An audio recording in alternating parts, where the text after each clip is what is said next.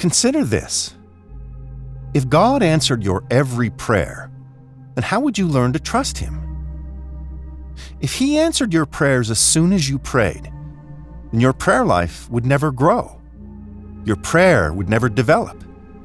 Because waiting in prayer develops your character. It humbles you. It trains you to have tenacious faith. I believe the reason why the Lord makes us wait in prayer is because He knows that what we need most is to be changed into the image of Jesus. Waiting on the Lord to answer our prayers causes us to rely on God. Waiting on God is something that all of us need to do as part of our Christian lives. There are times when the answer to your prayer will come relatively quickly. Then there are times when the answer to your prayer takes longer than you would like for it to come. These are the times when we have to wait on the Lord. These are the times when we have to trust God's perfect timing. Isaiah 40, verse 30 to 31 says, "Even the youths shall faint and be weary, and the young men shall utterly fall. But those who wait on the Lord shall renew their strength. They shall mount up with wings like eagles. They shall run and not be weary. They shall walk and not faint." When we are told to wait, it doesn't mean we should do nothing. It simply means we should be placing our trust in God. Yes, we might want something to happen quicker, but God knows the beginning and the end. He knows everything in between. We don't. So there is always a reason greater than what we may see or perceive for God to make us wait. We must never stop waiting on the Lord. This is a promise that tells us that we will be stronger. We will renew our strength only if we wait on God. We will run and not be weary only if we wait on God. We will walk and not faint only through waiting on God.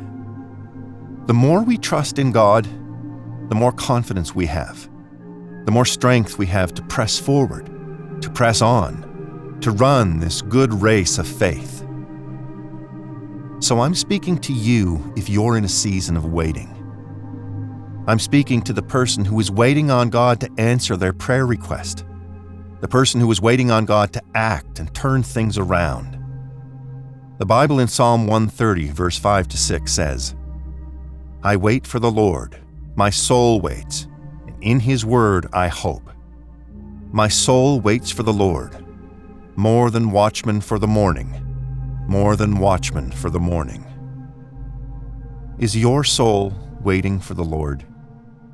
Because if you are, I encourage you to wait on the Lord in prayer. As you wait on God, I encourage you to pray today, pray tomorrow, pray the day after that, and continue praying. Don't give up in this season of waiting. Daniel prayed for 21 days. He waited on God for 3 weeks until his prayers were answered. We too must have this same resilience. We must have this same fight within us, a fight to pray as we wait on God. But too often, many people are discouraged when the answer to their prayer doesn't come right away.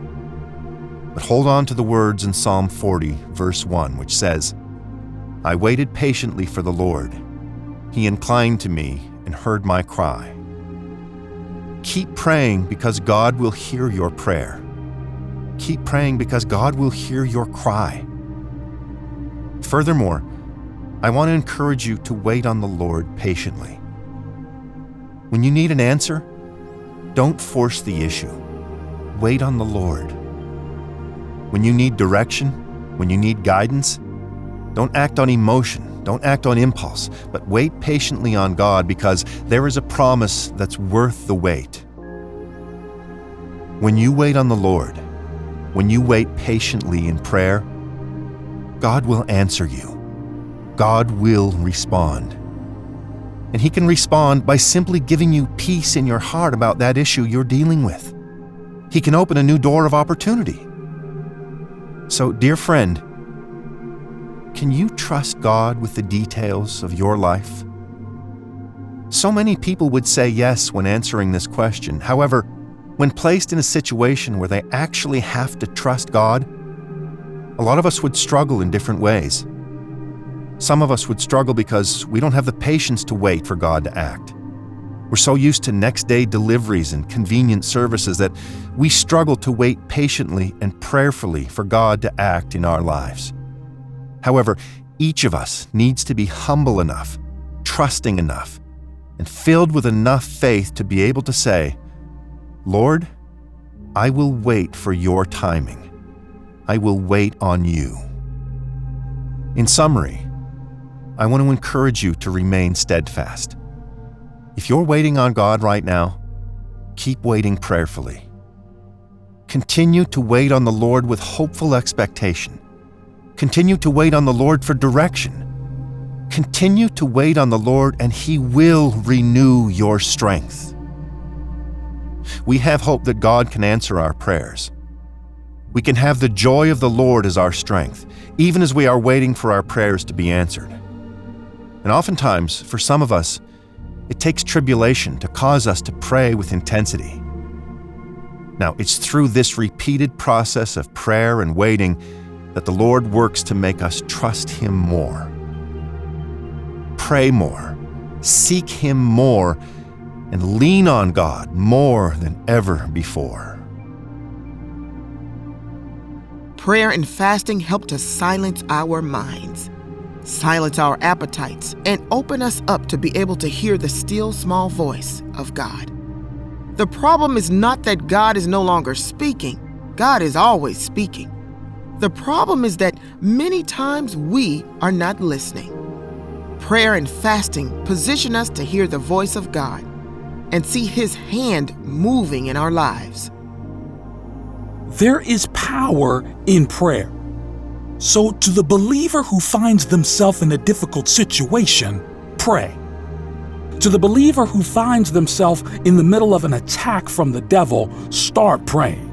To the believer who finds themselves feeling disappointed and frustrated, pray. God will come through in your darkest hour, so let this verse be etched in your heart. James chapter 5 verse 13, is anyone among you in trouble? Let them pray. You see, the thing about prayer is that it doesn't have to be formal or scripted. You don't need to be the most eloquent speaker or articulate person in the world. Prayer doesn't have to be in front of an audience or the entire church. It's simply about daily engagement and communication with God. And as a believer grows in their relationship with the Lord, prayer becomes more than just a quiet time of communion. It becomes an intimate connection to the one who supplies your every need. It becomes a sacred time to speak to the one who provides wisdom and guidance, the one who moves mountains and brings comfort in times of need.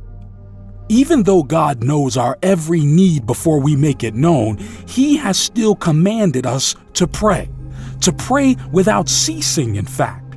He wants us to have that open communication with Him and to rely on Him no matter our circumstances.